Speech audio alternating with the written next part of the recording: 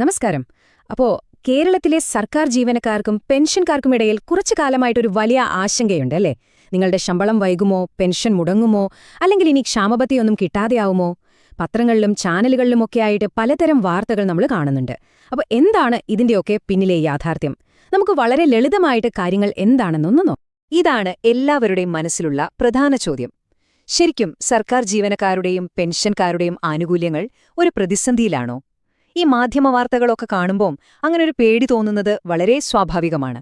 പക്ഷേ യാഥാർത്ഥ്യം ചിലപ്പോൾ അതായിരിക്കണമെന്നില്ല. ഈ ആശങ്കകൾക്ക് പിന്നിലെ പ്രധാന കാരണം നമ്മൾ കാണുന്ന ചില വാർത്തകൾ തന്നെയാണ്. വിലക്കയറ്റം കൂടുമ്പോൾ അതിനെ നേരിടാൻ വേണ്ടി ജീവനക്കാർക്ക് നൽകുന്ന ഒന്നാണ് ക്ഷാമബത്ത, അതായത് ഡിയർനെസ് അലവൻസ് അല്ലെങ്കിൽ DA. അപ്പോ ഈ DA പോലുള്ള ആനുകൂല്യങ്ങളൊന്നും കൊടുക്കാൻ സർക്കാർ തയ്യാറാവുന്നില്ല. ഇതിനൊരു നിഷേധാത്മക നിലപാടാണ് സർക്കാരിനുള്ളത് എന്ന തരത്തിലുള്ള റിപ്പോർട്ടുകളാണ് പുറത്തു വന്നുകൊണ്ടിരുന്നത്. ഈ പ്രചാരണങ്ങളെല്ലാം ശക്തമായി നടക്കുന്നതിനിടയിലാണ് സംസ്ഥാന ധനമന്ത്രി KN ബാലഗോപാൽ തന്നെ ഈ വിഷയത്തിൽ ഒരു വ്യക്തത വരുത്തിയിരിക്കുന്നത്. അപ്പോ ഈ പത്രങ്ങളിൽ പറയുന്നത് ശരിയാണോ? എന്താണ് സർക്കാരിന്റെ യഥാർത്ഥത്തിലുള്ള നിലപാട്? നമുക്ക് നോക്കാം. ഇവിടെയാണ് കാര്യങ്ങൾ കുറച്ചുകൂടി വ്യക്തമാവുന്നത്. ഒരു വശത്ത് സർക്കാർ ആനുകൂല്യങ്ങൾ നൽകുന്നതിൽ പിന്നോട്ടു പോകുന്നു എന്ന് മാധ്യമങ്ങൾ പറയുന്നു. പക്ഷെ മറുവശത്ത് ധനമന്ത്രി പറയുന്നത് അത്തരം വാർത്തകൾ വെറും തെറ്റിദ്ധാരണ പരത്താൻ വേണ്ടി മാത്രമുള്ളതാണെന്നാണ്. ഈ രണ്ട് നിലപാടുകളും തമ്മിൽ വലിയൊരു വ്യത്യാസമുണ്ടല്ലേ? അപ്പോ ഈ തെറ്റിദ്ധാരണകൾ മാറ്റിവെച്ചാൽ സർക്കാർ എന്താണ് ശരിക്കും ഉറപ്പു നൽകുന്നത്? ജീവനക്കാർക്കും പെൻഷൻകാർക്കും സർക്കാർ നൽകുന്ന വാഗ്ദാനങ്ങൾ എന്തൊക്കെയാണെന്ന് നമുക്ക് വ്യക്തമായിട്ട് തന്നെ നോക്കാം. ഇതാണ് ധനമന്ത്രിയുടെ വാക്കുകൾ. വളരെ വ്യക്തമായ ഉറച്ച വാക്കുകൾ. അതായത് DA കുടിശ്ശിക അടക്കമുള്ള എല്ലാ ആനുകൂല്യങ്ങളും തീർച്ചയായും നൽകും, അതിലൊരു സംശയവും വേണ്ട. ഇത് കേൾക്കുന്ന ആയിരക്കണക്കിന് ജീവനക്കാർക്കും പെൻഷൻകാർക്കും ശരിക്കും വലിയൊരു ആശ്വാസം നൽകുന്നൊരു പ്രഖ്യാപനം തന്നെയാണിത്. അപ്പോ സ്വാഭാവികമായും ഒരു ചോദ്യം വരും. ഈ ആനുകൂല്യങ്ങളൊക്കെ നൽകുമെന്ന് ഉറപ്പു നൽകുന്നുണ്ടെങ്കിൽ പിന്നെ എന്തുകൊണ്ടാണ് ഇതിനൊക്കെ ഒരു കാലതാമസം വരുന്നത്? അതിന് പ്രധാന കാരണം നമ്മുടെ സംസ്ഥാനം ഇപ്പോൾ നേരിട്ടുകൊണ്ടിരിക്കുന്ന കടുത്ത സാമ്പത്തിക വെല്ലുവിളികളാണ്. ആ വെല്ലുവിളികൾ എന്തൊക്കെയാണെന്ന് നമുക്ക് നോക്കാം. ഈയൊരു സംഖ്യ കേൾക്കുമ്പോൾ തന്നെ നമുക്കൊരു ഞെട്ടലുണ്ടാവും. 2 ലക്ഷം കോടി രൂപ. ഇതൊരു ചെറിയ പണമല്ല.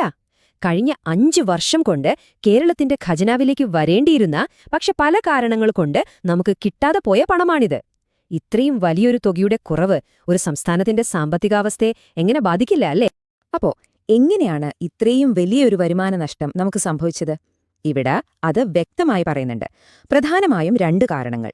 ഒന്ന്, കേന്ദ്ര സർക്കാരിൽ നിന്ന് നമുക്ക് ന്യായമായും കിട്ടേണ്ടിയിരുന്ന സാമ്പത്തിക സഹായം, അതായത് ഗ്രാന്റുകൾ, അതിൽ വലിയ കുറവുണ്ടായി. 2, സംസ്ഥാനത്തിന് വികസന പ്രവർത്തനങ്ങൾക്കായി വായ്പയെടുക്കാവുന്ന ഒരു പരിധിയുണ്ട്. ആ പരിധിയും കേന്ദ്രം വെട്ടിക്കുറച്ചു. അപ്പോ പണത്തിന്റെ വരവ് കുറഞ്ഞു, കടമെടുക്കാനുള്ള അവസരവും ഇല്ലാതായി. അതോടെ സംസ്ഥാനം വലിയ സാമ്പത്തിക ഞെരുക്കത്തിലായി. അപ്പൊ നിലവിലെ കാര്യങ്ങൾ പരിഹരിക്കുന്നതിനൊപ്പം തന്നെ സർക്കാർ ഭാവിയിലേക്കുള്ള ചില പദ്ധതികളും ആസൂത്രണം ചെയ്യുന്നുണ്ട്. അടുത്തതായി ഇതെങ്ങോട്ടാണ് പോകുന്നതെന്ന് നമുക്കൊന്ന് നോക്കാം. ഇപ്പോഴത്തെ പ്രശ്നങ്ങൾ പരിഹരിക്കുന്നതിനോടൊപ്പം ജീവനക്കാരുടെ ഭാവിയെക്കുറിച്ചും സർക്കാർ ചിന്തിക്കുന്നുണ്ട്. അതിന്റെ ഭാഗമായി വരുന്ന ഒരു പുതിയ പദ്ധതിയാണ് ഈ അഷ്വേർഡ് പെൻഷൻ പദ്ധതി. അതായത് വിരമിച്ച ശേഷവും ജീവനക്കാർക്ക് ഒരു സുരക്ഷിതമായ വരുമാനം ഉറപ്പാക്കുക. അതാണ് ഈ പുതിയ പദ്ധതിയുടെ ലക്ഷ്യം. ഇത് അവരുടെ ദീർഘകാല ക്ഷേമം ഉറപ്പാക്കാനുള്ള ഒരു പ്രധാനപ്പെട്ട ചുവടുവെപ്പാണ്. അപ്പോ കാര്യങ്ങൾക്കെല്ലാം ഏകദേശം ഒരു രൂപം കിട്ടിക്കാണുമെന്ന് വിചാരിക്കുന്നു. ഒരു വശത്ത് നമ്മൾ കാണുന്ന തെറ്റിദ്ധാരണ പരത്തുന്ന കുറേ വാർത്തകൾ, മറുവശത്ത് എല്ലാ ആനുകൂല്യങ്ങളും നൽകുമെന്ന സർക്കാരിന്റെ ഉറച്ച വാഗ്ദാനം. ഇതിന്റെ എല്ലാം നടുവിൽ സംസ്ഥാനം നേരിടുന്ന കടുത്ത സാമ്പത്തിക വെല്ലുവിളികൾ എന്ന യാഥാർത്ഥ്യവുമുണ്ട്. ഈ ഒരു സാഹചര്യത്തിൽ നൽകിയ വാഗ്ദാനങ്ങൾ പൂർണ്ണമായി പാലിക്കാൻ സർക്കാരിന് സാധിക്കുമോ? അതിനുള്ള ഉത്തരം നൽകേണ്ടത് കാലമാണ്.